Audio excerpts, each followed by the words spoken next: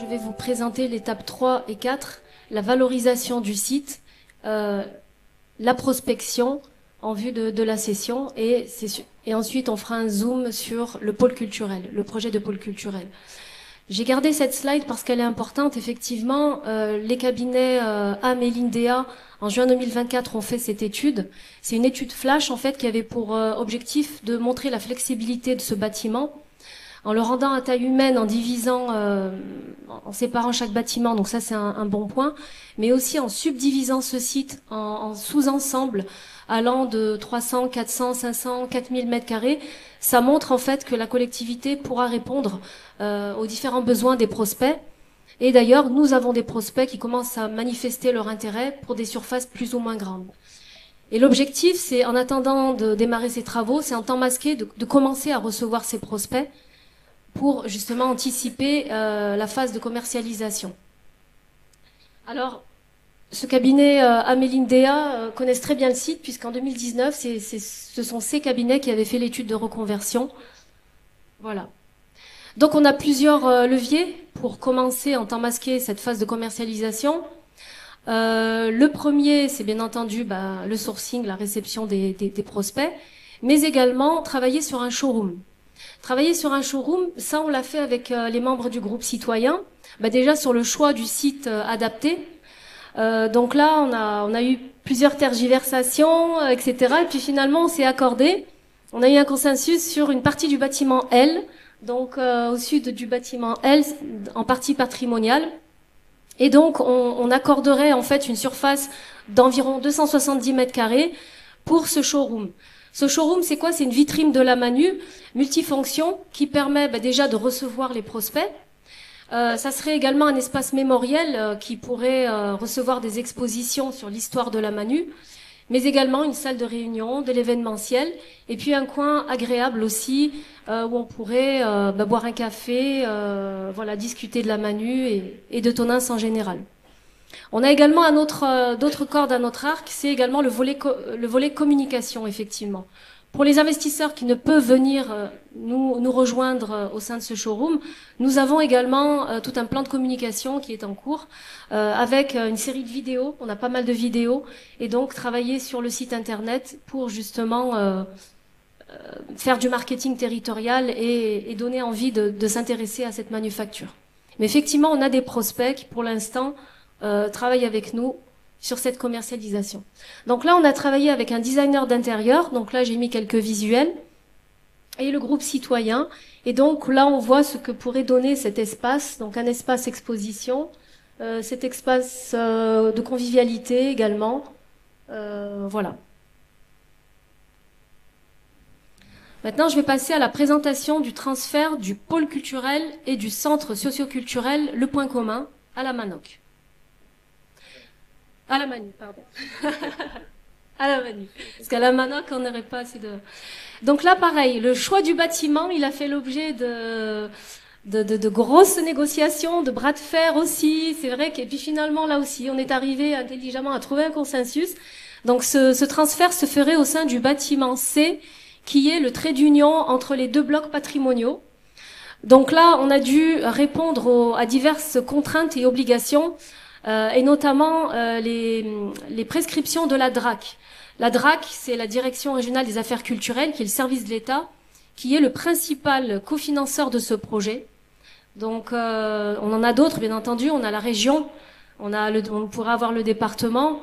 On a également la Fondation du patrimoine. On a été sollicité pas plus tard qu'il y a quelques jours encore par l'ancien architecte des bâtiments de France, Monsieur Morisset, à ce titre.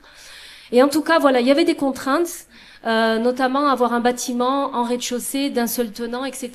Et ce bâtiment répond à toutes ces contraintes-là et coche toutes les cases. Donc c'est un bâtiment qui a une surface d'environ 1000 mètres carrés et qui pourrait recevoir à la fois ce pôle culturel et ce centre socio-culturel. Pour répondre à la DRAC, il y a un document obligatoire qui est le PCSES. Donc cet acronyme, c'est quoi? C'est un projet culturel, scientifique, éducatif et social. Et concrètement, c'est quoi? C'est quel est le projet culturel de la municipalité. Donc là, on a défini plusieurs axes qu'on a travaillé avec les services. avec les services de l'État, etc. Et d'ailleurs, ce projet sera soumis à l'approbation du conseil municipal du 31 mars. Donc, je rappelle 3 axes principaux. Donc, une médiathèque, un espace de vie sociale, donc un lieu de vie intergénérationnel, un pôle de vie partagé avec différentes dynamiques. Un équipement aussi qui a une ambition supracommunale, donc à vocation départementale ou en tout cas au niveau du bassin de vie de Val-de-Garonne agglomération.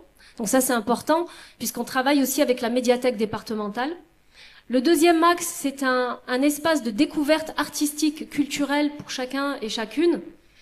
Donc avec différentes animations qui seront mises en place à la fois par le point commun, mais également la médiathèque, puisque en fait ces deux services ne vont pas être fusionnés, mais en tout cas ce sont des services qui vont travailler en parfaite collaboration, avec une certaine porosité au niveau des animations pour éviter justement les doublons.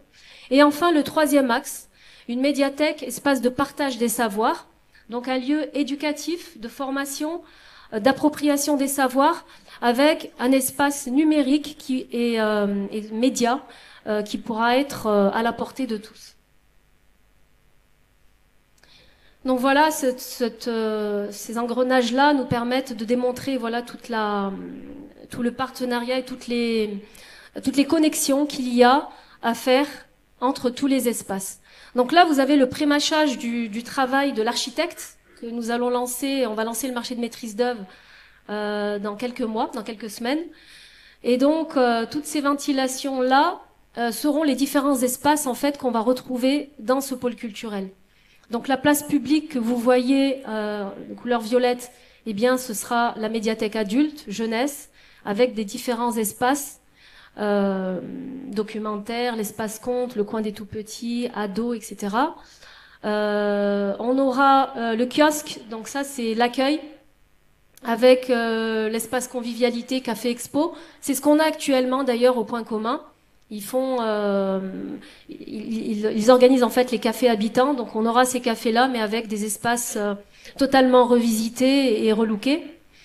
On a un coin pratique avec des ateliers, un espace numérique Fab Lab, dont je vous parlais tout à l'heure. Il y aura des coins bureaux, salles de travail, les bureaux de couleur gris pour les services internes, avec la cuisine qu'on retrouvera pour les ateliers. Et puis, 2 espaces intéressants. L'espace jeu, ça c'est très important. Donc les jeux vidéo, un espace ludothèque. Et, très important, un espace extérieur. Il est prévu, bien entendu, au sein de la cour attenante, juste en face, en fait, de la cheminée. Donc une terrasse dédiée à cet espace pôle culturel. Donc là, on a mis des visuels d'espace qu'on peut retrouver au sein du territoire. Donc on a à Lyon, par exemple, la bibliothèque du 7e arrondissement, avec ses rayonnages amovibles. Donc c'est ce qui est prévu, prévoir une mobilité, une flexibilité des espaces. On retrouve à la médiathèque de Riom cet espace numérique, là aussi, un espace de travail, mais qui peut se transformer en espace numérique. Et puis un patio, donc c'est très important, avoir un espace lumineux, un espace extérieur et des endroits confortables pour les futurs usagers de ce pôle culturel. Il faut savoir voilà que ces espaces ont été travaillés avec le cabinet Émergence Sud, qui est notre AMO, qui a accompagné ce genre d'espace à Lyon, enfin partout en France. Au niveau de l'investissement. Alors, au niveau de l'investissement, ce projet est estimé à plus de 3 millions d'euros, 3 750 000. Il s'agit actuellement que d'une estimation faite par notre assistant à maîtrise d'ouvrage. Et comme je vous le disais tout à l'heure, nous allons lancer normalement au mois de juin, fin mai, début juin, le marché de maîtrise d'œuvre, et il incombera à notre architecte d'affiner cette estimation, et cette estimation sera confirmée à l'issue des marchés de travaux, effectivement. Mais en tout cas, aujourd'hui, on peut dire que pour plus de 1000 mètres carrés, On a cette estimation d'investissement à plus de 3 millions d'euros. Donc, elle englobe les frais de réhabilitation, de maîtrise d'œuvre, elle englobe le mobilier, le matériel informatique, audiovisuel, les collections qui sont très, très importantes et qui sont imposées, bien entendu, on a un cahier des charges à respecter par la DRAC. En termes de subventions, on attend au minimum, parce que là on est au minimum 50% de subventions. Donc c'est, comme je disais tout à l'heure, au travers de la DGD, l'État nous financerait à hauteur de 30-40%. On a le département à hauteur de 150 000 euros. Donc là, c'est un choix à faire pour savoir si on souhaite flécher cette enveloppe au sein de cet équipement ou un autre. Et on a la région qui nous financerait, au titre des équipements culturels, 600 000 euros. Donc voilà, ça, ce sont des financements minimum. On a, bien entendu, comme je disais tout à l'heure, la Fondation du patrimoine, et on a les financements classiques, la DSI, la DETR, qu'on pourrait aussi flécher. Donc là, cette slide, c'est une base en fait qui permet de ventiler sur plusieurs années l'investissement, mais ce découpage au gré du PPI, du plan pluriannuel d'investissement, peut être adapté voilà, selon les priorités d'investissement. En tout cas, voilà, c'est un investissement qu'on lissera sur plusieurs années. C'est hors subvention. Hors subvention, bien entendu. Vraiment. Et donc là, vous avez, je terminerai par le calendrier prévisionnel de l'opération. Donc, comme on peut le voir au conseil municipal du 31 mars, il y aura un double objectif d'approbation de notre PCSES et du programme qui va préfigurer le travail en fait de l'architecte. Ensuite, on va lancer, donc on a mis le 9 avril, mais avec les services de l'agglomération, ça sera plutôt mai-juin, le lancement de la consultation pour retenir un maître d'œuvre. Donc là, ce maître d'œuvre, enfin toute la consultation de maîtrise d'œuvre, elle va durer jusqu'au troisième trimestre, on va dire 2025. Voilà, pour signer le marché de maîtrise d'œuvre. Et ensuite, il y aura le démarrage du travail de cette équipe de maîtrise d'œuvre, donc avec l'APS, l'APD, avant-projet sommaire, avant-projet définitif, qui nous seront présentés au courant du second trimestre 2026.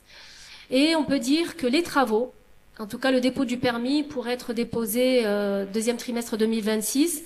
Les travaux donc vont s'écouler pendant plusieurs mois. Et donc, si tout va bien, on pourrait inaugurer le site au quatrième trimestre 2028. Voilà, dans le meilleur des cas.